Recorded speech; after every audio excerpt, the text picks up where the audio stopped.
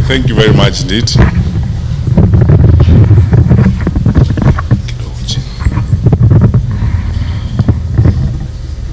Good evening. I elected to speak from here, and I told the organizers to indulge me because proximity is very important. I want to be close to you as I engage with you. First of all, allow me to take this opportunity to thank the Lord for all of you wonderful people, especially the leaders of this DMV area. We had a meeting last night and had some dinner. I had an opportunity to listen to quite a number of you, and because we have been interacting, many of you have become very close friends, and we are always engaging. I will explain shortly what I intend to do in the next 1 year, 1.5 years. I am going to be on a listening mission, just such as I am today, meeting Kenyans in groups of 100 to 150 maximum, to have conversations with people about our country and about the thoughts I have and what I think would happen in our country. I'm not doing so because I do not know, or I do not have ideas of my own on what I think would happen. But I'm doing so because, quite frankly, I think a time has come for us to also change even the paradigms of how we manage leadership and how we engage public service, as it were. So I thank you very sincerely for this listening caucus this evening. That's how I'm looking at it. I have come here to listen. We need to change the top-bottom approach to public affairs, where leaders talk all the time, we give lectures all the time as if we are the ones who know and others don't know, when in actual fact the people we are supposed to serve are yourselves, and you have ideas and you know what you want to happen to your country. But for the short time I'm going to be here, I'm very, very grateful to you wonderful people for the time you have taken to be here. I'm happy that I've met some of you I've not seen for a long time. I think the 2 years I've spent at the bank, I didn't have an opportunity to move around, obviously because of the constraints of work. But now, since I started having these listening activities in the US and having meetings, I met a group of about 150 people in Atlanta, just like yourselves, the other day in Texas, and now today I'm meeting with you, mainly leaders from this general area. So there are many things I could say, but Kathy, you speak for me in more ways, and Dr. Gola, the same thing. You speak for me too, and I will try as much as I can, if possible, to respond to some of the issues that you have raised and some of the points you have. But let me begin at this particular with this, because I think I have a responsibility as a public leader to say that, or as an aspiring public leader to say that. Chinua Achebe, long time ago, before even some people in this audience were born, wrote a very small book entitled The Trouble with Nigeria. And the opening sentence of that book was, "The trouble with Nigeria is simply and squarely a failure." There's nothing wrong with Nigeria. There's nothing wrong with Nigerian water, Nigerian weather, or anything else. He said it's simply a failure of leadership. I think the first thing I would like to do tonight is something very practical that I've been dealing with in my own personal conversations with people since I came here.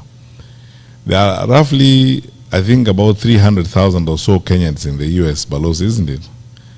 About 300,000 Kenyans. When it came to registering to vote, probably about 10,000 or so registered to vote out of those 300,000 Kenyans. There are about 2 or 3 polling stations And even then, when it came to the actual voting itself, I don't think 3,000 Kenyans voted in 2022. So let me begin by saying this to you. And even we, as the leaders or aspiring leaders, we can't love your money and the remittances that you're making, but we don't love your contribution. My first challenge to you, wonderful people, is that you need to participate in electing the leaders of Kenya, so that then you can hold people to account. So because I'm a presidential candidate, I took it upon myself to begin conversations with people on how we can make this happen. And this morning I was talking to the people at the mission, and Mr. Manyora, we agreed that you are going to form a small team that brings together leaders and representatives from other cities in the US, so that we can complete a proposal on how we can increase the polling stations in the US from the current 3 to 10 or 15, and then begin a process of sensitizing the Kenyans who are here to participate in the electoral process. Because, my brothers and sisters, whatever we do, unless we are participating in making that decision on who is going to make decisions for us, I mean, what are we going to talk about if you are not participating? We can only whine and dine and complain about it. And I'm going to tell people in Nairobi, for instance, that if the middle class in Kenya actually wanted to change the country, they can change the country. Going to Karen Club and having drinks at Karen Club is good, but it will not get us to where we want to go. Participating in the process will get us there. We can stay on X, it's a good forum, we can engage, yes, but voting, actually voting and going to vote makes a difference, because that way then you'll be able to take decisions that affect the way in which your country is managed. So my challenge to you, leaders, is that please follow up on this discussion we had with people at the mission to complete a proposal that will be looked at by the IEBC on front. As leaders who are outside of government, we have already started a process of both petitioning the IEBC and also with a perspective of going to court if need be, to see to it that we have more polling stations here in the US so that you guys can vote. Because it's not, if there was a polling station here tonight in Baltimore, there are more people here who would vote than all those who voted in 2022 from the US in the first place. So this is something I think we need to work on. That's where we need to start from in terms of our participation and so on. So let me go to my brief remarks tonight, and then I am looking forward more to interacting with you and answering questions and giving you my perspectives. And Kathy, I'm going to answer your questions, the ones you asked me about my experience in public service and what I think I'll do differently, as it were. Now, there's nothing wrong with our country. That's where I'll begin. I am one of those people who had the privilege of serving my country in the position of a cabinet minister for 10 years, 2 terms with President Uhuru Kenyatta. That was one of the best times in my life. With all the challenges and the crises, in the Ministry of Interior, for example, 2/3 of the time you operate on adrenaline. Because you sleep with phones on either side of your bed. There is no single night that you'll go through the night without those phones ringing, and none of them calls you to wish you happy birthday or to wish you a good night's sleep. It's a crisis after crisis after crisis. A dam has burst out in Solai, in Nakuru, and it has swept down families. Nobody knows, even at that time when the regional commission doesn't know how many families have been swept down. And that is 11 o'clock at night. From then on, there's no night for you, because you have got to gather the country together and make, decisions. Some crazy fellows have probably crossed the border, and we have been tracing them and we have lost them. And chances are that they are likely to be terrorists, and nobody can trace them. We have lost them a bit somewhere between one point of the border and another.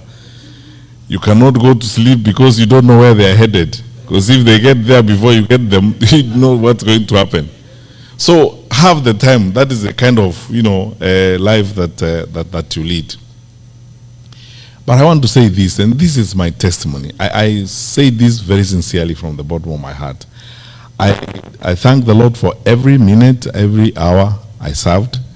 And as I said, it's the best time in my life. We were not the most perfect or ideal group of people, but by God's grace we were able to do much. And then I got to know the country in ways I never knew it before I went to public service, and enjoy and love my people more than I loved them before I came in, because I came to go into people's lives. You meet ordinary people and their experiences on a day-to-day basis. Some of them are heart-wrenching, others are, inspiring, but it's all in a day's work, and it's a very exciting opportunity to serve. And for those of you who are with us last night, I spent a lot of time telling you about some of those experiences and how great they are and so on. So, since independence, nearly 63 years now, we've had self-rule, we've had 3 administrations, actually 4. This is the 5th administration. And in addition to peaceful transfer of power, we have been relatively stable, except for when we have had challenges such as we did in 2007, and when we have had security challenges of one kind or the other. We are the anchor state in East Africa, and on the Horn of Africa, that's how we are perceived. We are the most influential and probably consequential environment within the Horn of Africa. Believe me when I say this to you, because of my exposure and travel, we are some of the hardest working people on the continent. And, we have one of the most educated populations. The reason why people choose us for investment and so on is the leverage we have is the human resource capacity that we have in our country.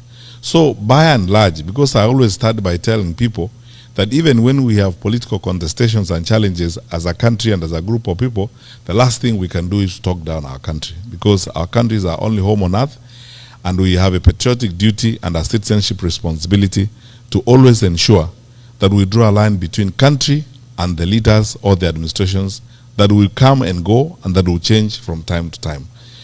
Our country, by and large, is okay. The fundamentals of our country, right from independence, are such that we could do even much better than we are doing right now, which I'm going to come to shortly. But I have to say this to you, and if I didn't, I will be lying to you. We have very fundamental challenges in our country right now. I, as somebody who has served before and served in a very sensitive responsibility, I hate to break it to you, but this is the truth. I think our country is very close to the cliff, and we are facing very, very serious challenges. When you see the level of violence in the country, when you see citizens hijacking a police vehicle and driving it around, the anger and pain and frustration down below is unprecedented. I have not seen it before. Those of you who have come from Kenya recently, you can bear me out on this. The population is angry, frustrated, and especially disappointed because of unfulfilled promises, constant piling of lie after lie, failure in critical sections of our society and our economy. The challenges we are facing now in the education sector, nearly chaotic. No one knows what's going to happen next. Capitation not going to schools. I am told, because I speak to a lot of principals these days, that the schools are going to close a bit early because of budgetary challenges and so on. All these are signs of state failure. But the one that worries me most, and the one that should worry you most, is one, that level of violence. And you are Kenyans, I'll be very candid with you. how Mungiki, how Sungusungu, and all these violent groups came up is they started, first of all, because the formal state failed, the informal state took over. So as a result of the violence and the recklessness that we have seen from the formal state, the vigilante industry is going to start growing. And if the vigilante industry grows, it means we are setting and moving to an element of anarchy. That happens when our leaders are making excuses, you know, and saying, you know, it is this tribe or that tribe, it is the Kikuyus who are trying to destroy government, and so on. I said in public the other day when I was in Kiambu that, you know, this has been essentially a history of excuses. In the first year of the administration, they said it's Uhuru and his administration that left us empty coffers, that didn't do anything, and so on. Whole year. The following year, it was Raila and Asmio and the Luos who are bringing maandamano and causing problems. Whole year gone. The third year, it is ni Wakikuyu wanataka kuharibu serikali. The fourth year, it will be ni Wakisi na Wakamba na Waluya wanataka kuharibu serikali, and so on and so forth. That's why I said there's nothing wrong with our country, except that we elected through a democratic process incapable leaders who clearly, sometimes you wonder whether they had a plan to govern or they had a plan to do something else. Because if they had a plan to govern, we will not be in the state in which we are. And now, I want to answer the first question, Kathy, you asked. What would be the difference? I want to be absolutely frank with you. I am here and I am interested in running because I believe that I will offer better management and better coordination of government than what we are seeing.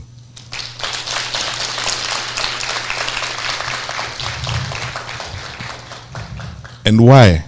I said the other day in a TV interview that after 10 years of service as a minister, and the last 4 of them spent as coordinator of government activities, I understand government almost like the back of my hand. That, you know, what actually needs to be done, Kenyans are not looking for a government to cook 1 million chapatis for them. They are not looking for, Kenyans are not looking for a government to make the bed for them or raise the children for them, or, you know, the Kenyans are looking for a government that will do one thing: just wake up in the morning, go put your ass on the chair and work. That's all. Do your work. And don't make excuses. You know, when you're supposed to do the work, don't make excuses and say it's so and so, it's so and so. My commitment, and I've been telling fellow Kenyans that since I put my name on the ticket and I put my hand on this, I'm saying this: hold me to account.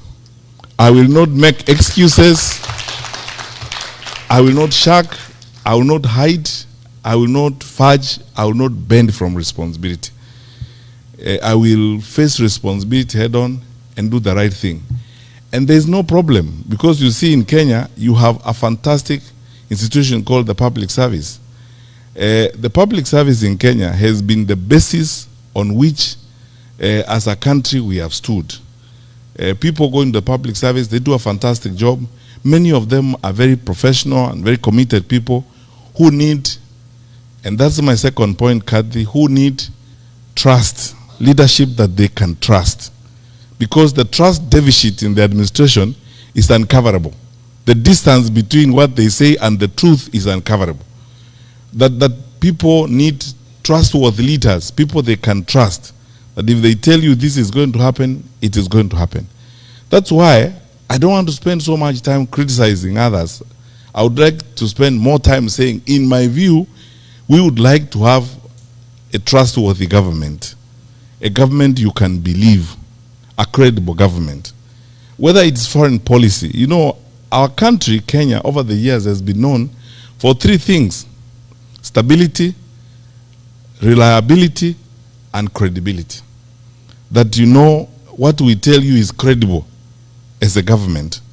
The reason why we are an anchor state in the Horn of Africa and in East Africa is because our neighbors trust us. Over the years, they have trusted us. The largest UN office in the south is in Nairobi. We have very credible relations with the United Nations High Commissioner for Refugees. How on earth can we be the ones arresting opposition leaders and returning them at night to their countries? These things are hurtful to our image as a country. They affect our citizens, especially those of you who live outside the country. If today you were a consultant, a Kenyan consultant in Khartoum, working for a UN agency, how would you be comfortable when that government probably thinks you are a citizen of a hostile country? And it is unnecessary, the things we need to do. So, Kathy, I think the difference would be, I am interested in, and I believe there are many people in Kenya who are looking forward to honest and trustworthy leaders, people they can believe and people they can trust. All of you wonderful people grew up in an environment where you know viongozi wa kitaifa, wakubwa wa serikali wakizungumza mahali pale waseme kuanzia mwaka ujao mpango wa elimu utakuwa namna hii. Kila mtu anaamini hakika hivyo ndivyo itakuwa. Lakini tuseme ukweli, leo watu wakisimama pale ahadi, tumepata ahadi kama maelfu sijui 15 na hakuna hata moja, nothing. In 2022, just before the elections, I was invited to a meeting by Archbishop Ole Sabit and the Anglican bishops. And I spoke to them, this video clip that has been doing rounds all over. The bishops asked me questions about, you know, the budget, saying 5 billion, 2 billion to see border, I don't know which billion is to who. They asked me, I said, these are lies. You're just being lied to. I said that 3 years ago. And Kenyans, it has come to pass. And I said, the Chief Justice invited us to a meeting in Naivasha of the National Council for Administration of Justice. Everybody was in the room, including judges of the Supreme Court and the DPP, the entire justice sector was there. Then I was asked, including the late Chebukati who attended the meeting, I was asked this question about money and campaign finance. And I said, you know, this wash business we are seeing here, some of these people doing well on the campaign trail are people who are on the Interpol list for wash and money laundering. If we are not careful as a country, we are going to launder into elective offices up to 40% of these characters. And we will pay a price for it. Today, my colleagues, those of you who are in the finance sector, you know we have been grey listed. 3 weeks ago, the EU also listed us as an insecure financial transaction environment. It has never happened since independence. And the reason why I was very surprised about that EU one is that we are the only country in East Africa on that list. I want to be diplomatically sensitive. Sitaki kuongea mambo mengine niseme unajua hata Burundi haiko huko. Ta Somalia haiko huko. Sisi tu ndio tuko huko kwa East Africa. Sisi ndio tumeandikwa hapo. Tunafanya ujeuri wa fedha pia tunafanya. So these are the issues. This is the reason why I would like to run for president, because I believe our country deserves and should get better. Our country deserves and should get better leadership, in my view. And you're not going to bring it from Mars or from Jupiter. The people are there. They are willing and ready to serve their country. What they need are leaders who will go and work. I have not arrived from heaven myself, and you know, I am not one of those who carry around a big Bible ambayo inaweza kukuangusha. I go to churches there every day, singing songs, hymns, trying to pretend that I am holy. I am a sinner like you. It's just that I am a realistic sinner who say,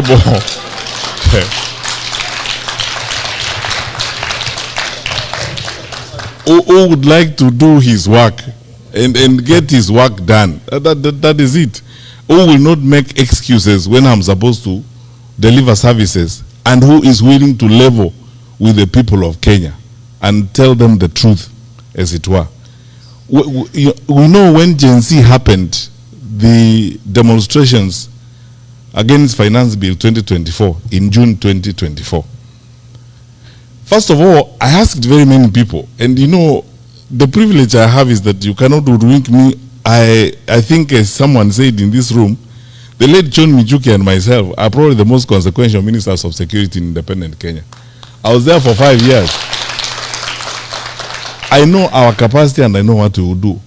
How was our parliament overrun in broad daylight, and parliament is 2 kilometers from State House?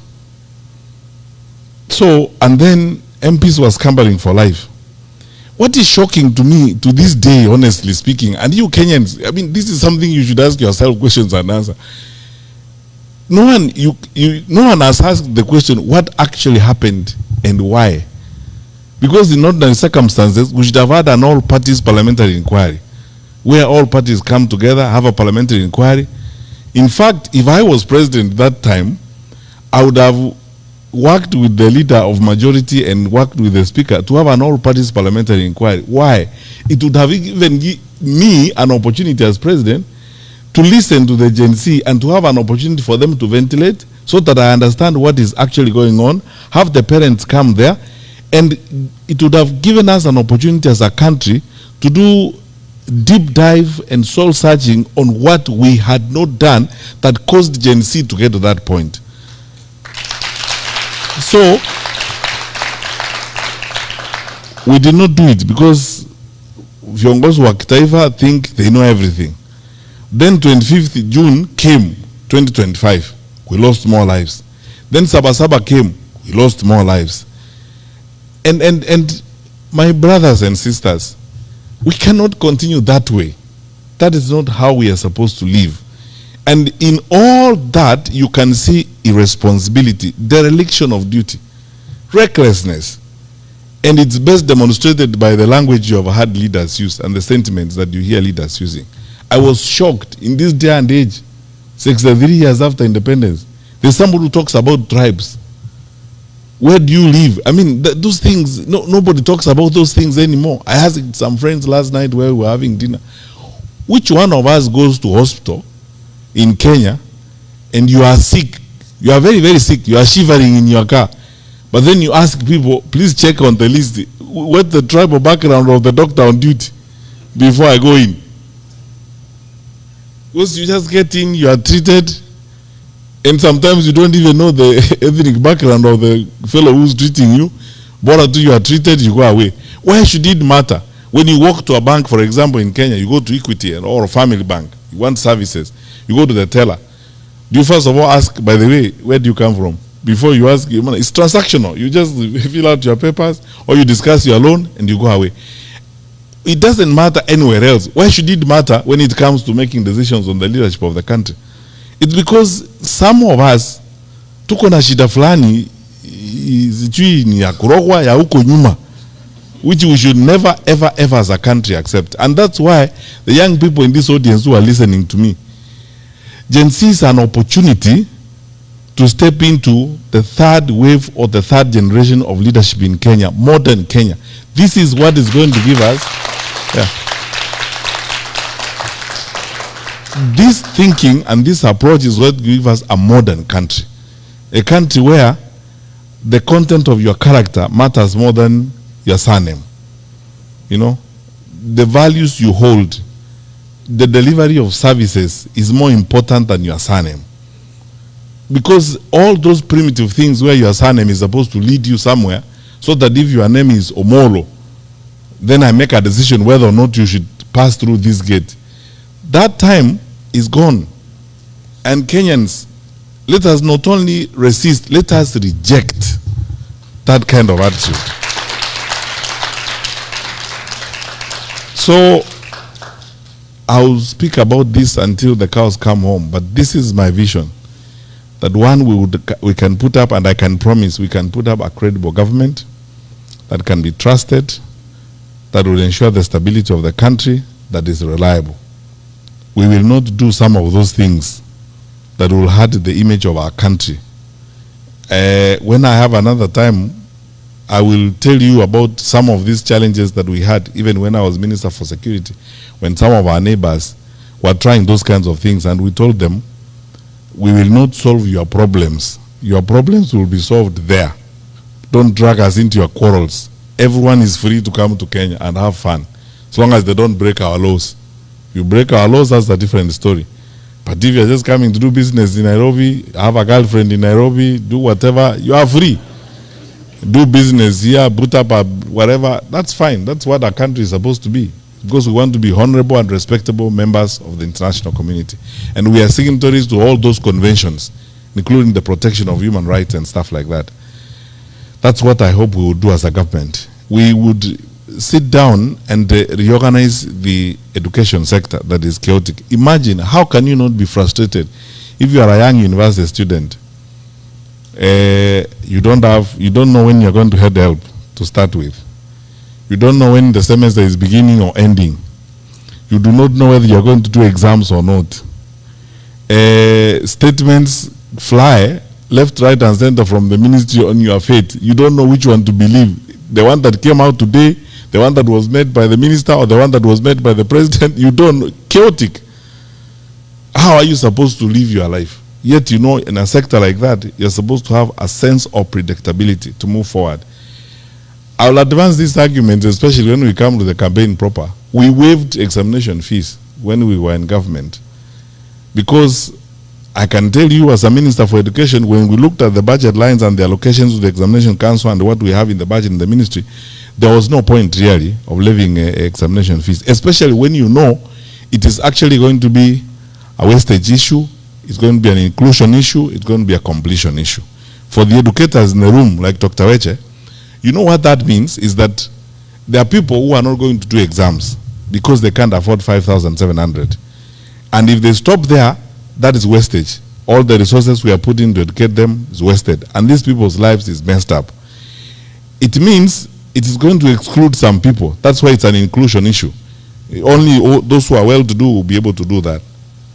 It means it's also a completion issue, because you see, you're going to start having dropouts as a result of this kind of bottlenecks. These are barriers to educational completion, as it were, and the educators in the room will understand what I mean.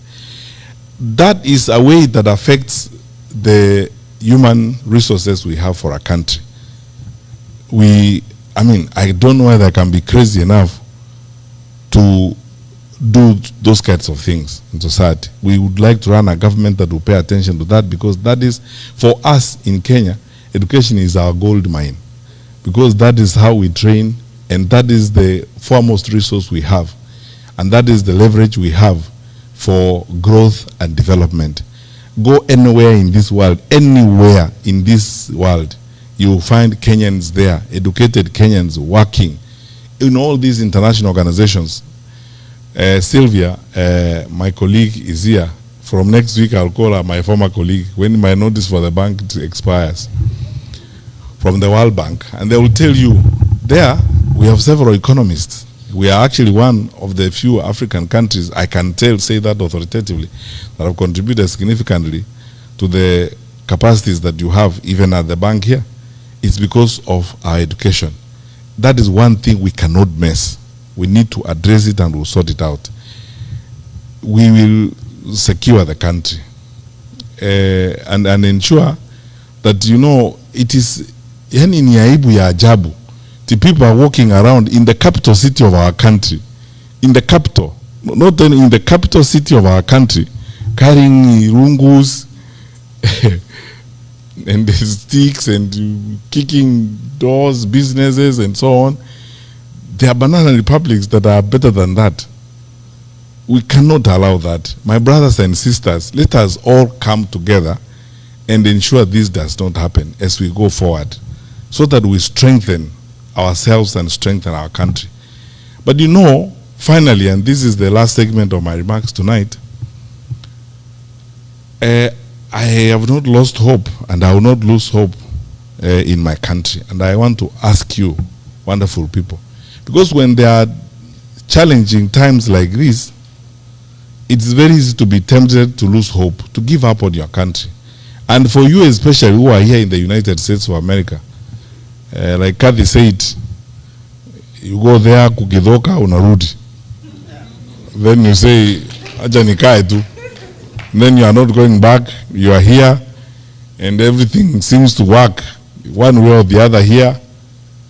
You drive to the seaside and have a nice weekend, get your friends on Thanksgiving Day and have a barbecue and stuff like that. That's fine. But look, even this one was built and it got here because people made sacrifices. So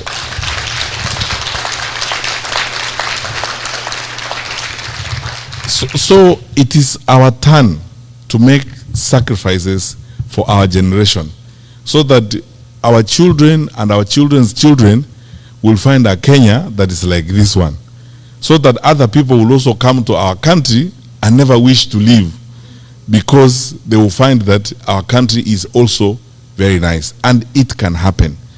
And the reason why I have this hope is because I can speak with authority. I know my country, I know my people, I know my fellow citizens. We are better people than this. My country is better than this. What we are seeing and the behavior of the people you see in administration and so on is not who we are as a people. That does not reflect the true picture of Kenya. I don't know about you, but look, my friends, I have been in the public service. I have seen police officers cross swollen rivers with examination sheets on their heads or on the side, walking through. They're not paid additional fees for that, protecting those papers and ensuring that those papers are not messed up. During Corona, I went to some place beyond Embakasi to thank some Kenyan women who had decided on their own volition, nobody asked them, government did not ask them, to cook for police officers who were manning the roadblock at that time.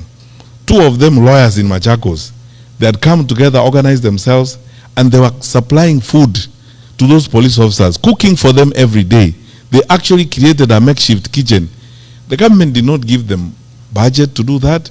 They volunteered, they mobilized women, and they were cooking for the police officers there every day.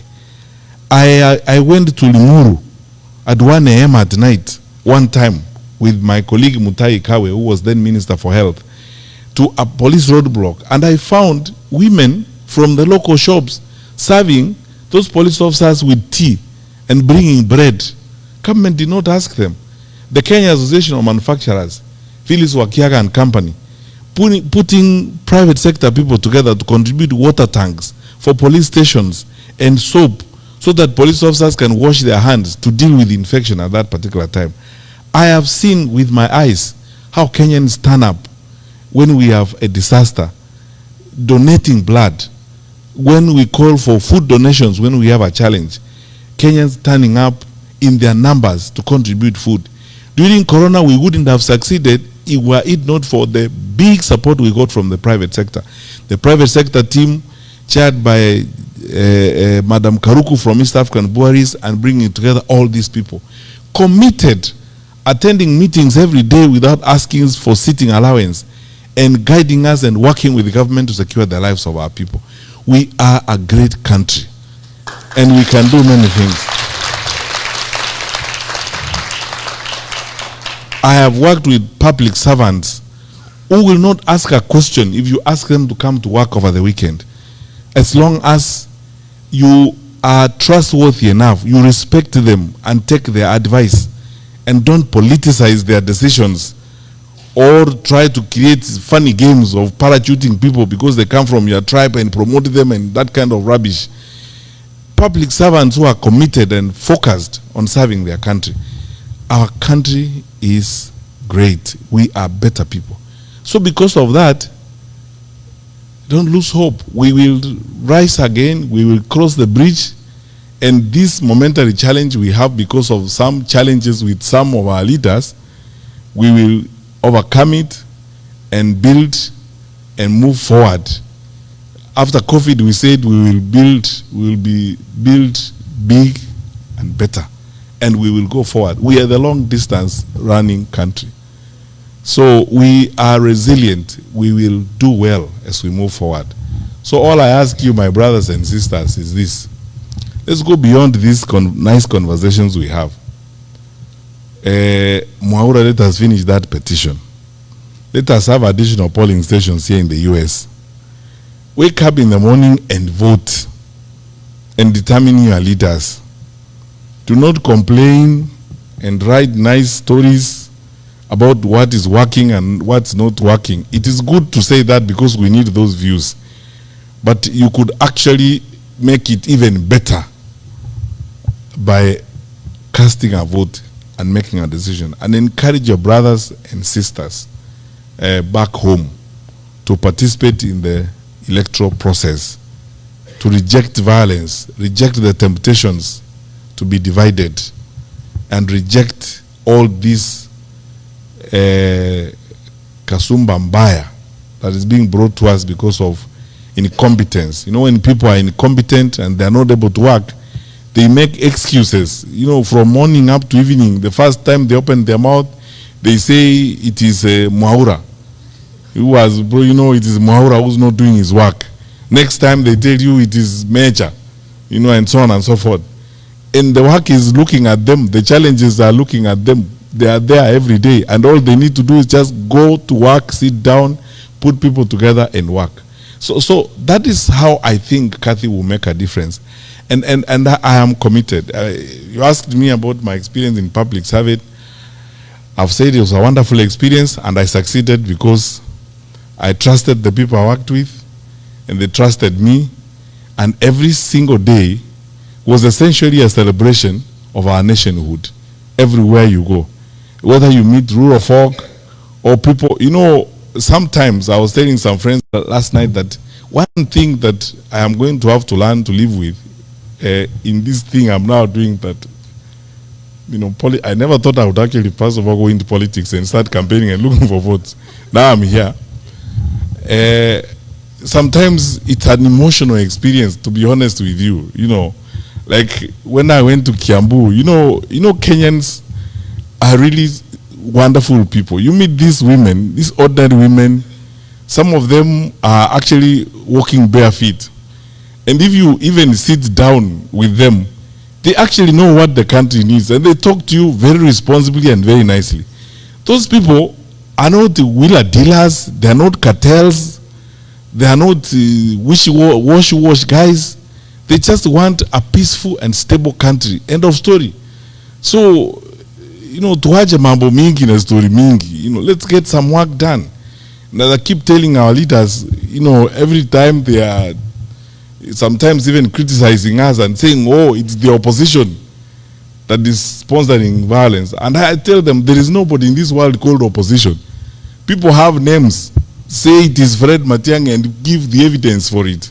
Because even that blanket and general condemnation is part of that laziness and that recklessness and escapist behavior, as it were. Be direct and say who it is who is doing that kind of thing. There is nobody called opposition, as it were. Just say who it is who is supporting and provide the evidence for it. We are a mature country. We are better than this. We can do a lot of good things as a people.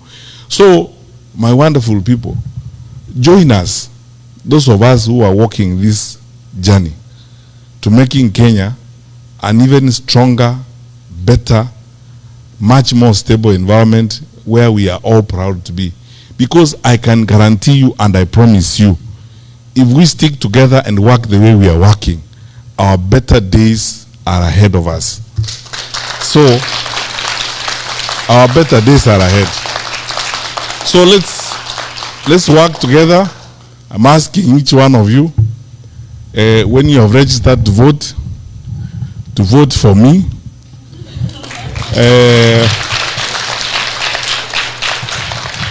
But I don't put a full stop there. I put a comma. I say vote for me, comma, and hold me to account. Yeah.